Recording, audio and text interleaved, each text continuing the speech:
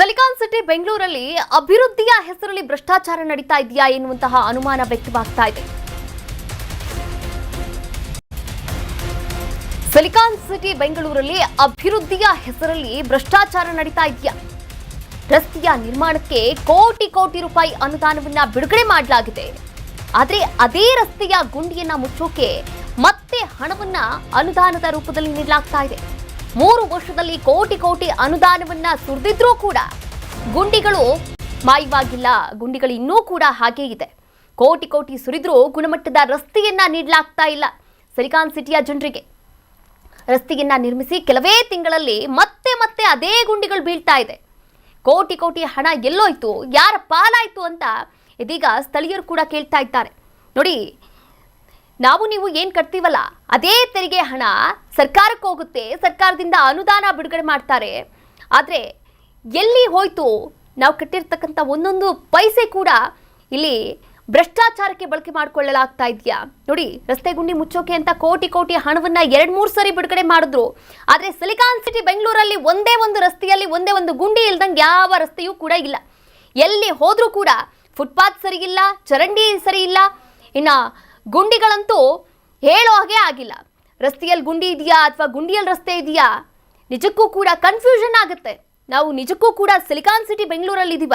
ಇದನ್ನೆಲ್ಲ ಬಿಟ್ಟು ಇದೀಗ ಬಿಡದಿ ಯೋಜನೆ ಇದನ್ನೊಂದು ಇಟ್ಕೊಂಡಿದ್ದಾರೆ. ಅಲ್ಲೂ ಕೂಡ ಹೋಗಿ ಕಾಂಕ್ರೀಟ್ ಕಾರ್ಡ್ ಮಾಡ್ತೀವಿ ಅಂತ. ಇರೋ ಬೆಂಗಳೂರನ್ನೇ ಅಭಿವೃದ್ಧಿ ಮಾಡೋಕ್ಕಾಗ್ತಾ ಇಲ್ಲ. ಕೋಟಿ ಕೋಟಿ ಅನುದಾನ ಸುರಿದ್ರೂ ಕೂಡ ರಸ್ತೆ ಗುಂಡಿಯನ್ನು ಮುಚ್ಚೋಕ್ಕಾಗ್ತಿಲ್ಲ.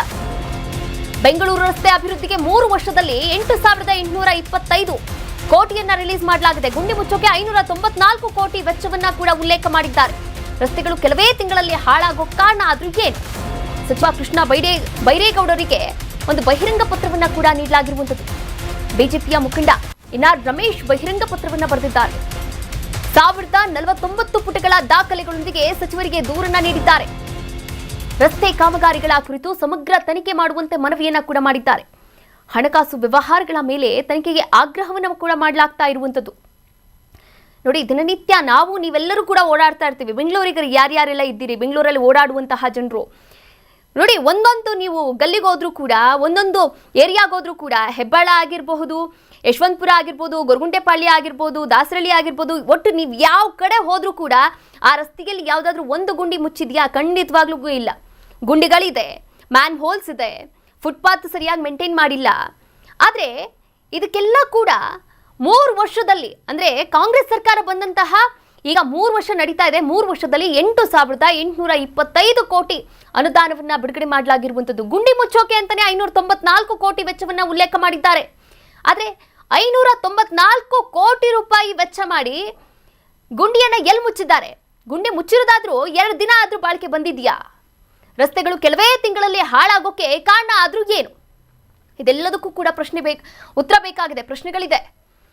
ಎಸ್, ಈ ಕುರಿತಂತೆ ಎನ್ಆರ್ ರಮೇಶ್ ಅವರು ಒಂದು ಬಹಿರಂಗ ಪತ್ರವನ್ನ ಕೂಡ ಬರೆದಿರುವಂಥದ್ದು. ಬಿಜೆಪಿಯ ಮುಖಂಡ ಹಾಗೆ ಸಚಿವ ಕೃಷ್ಣ ಬೈರೇಗೌಡರಿಗೆ ಬಹಿರಂಗ ಪತ್ರದ ಮೂಲಕ ತಿಳಿಸಿದ್ದಾರೆ. ಅಂದ್ರೆ 1049 ಪುಟಗಳ ದಾಖಲೆಗಳನ್ನ ಕೂಡ ನೀಡಿದ್ದಾರೆ ಸಚಿವರಿಗೆ. ಲಕ್ಷಾಂತರ ರಸ್ತೆ ಗುಂಡಿಗಳ ಹಿಂದಿನ ಸತ್ಯವನ್ನ ಬಹಿರಂಗಪಡಿಸಿ ರಸ್ತೆ ಕಾಮಗಾರಿಗಳ ಕುರಿತು ಸಮಗ್ರವಾದಂತಹ ತನಿಖೆಗೆ ಮನವಿಯನ್ನ ಕೂಡ ಮಾಡಿದ್ದಾರೆ. ಹಣಕಾಸು ವ್ಯವಹಾರಗಳ ಮೇಲೆ ತನಿಖೆಗೆ ಆಗ್ರಹವನ್ನು ಮಾಡಿದ್ದಾರೆ ಬಿಜೆಪಿಯ ಮುಖಂಡ ಎನ್ಆರ್ ರಮೇಶ್.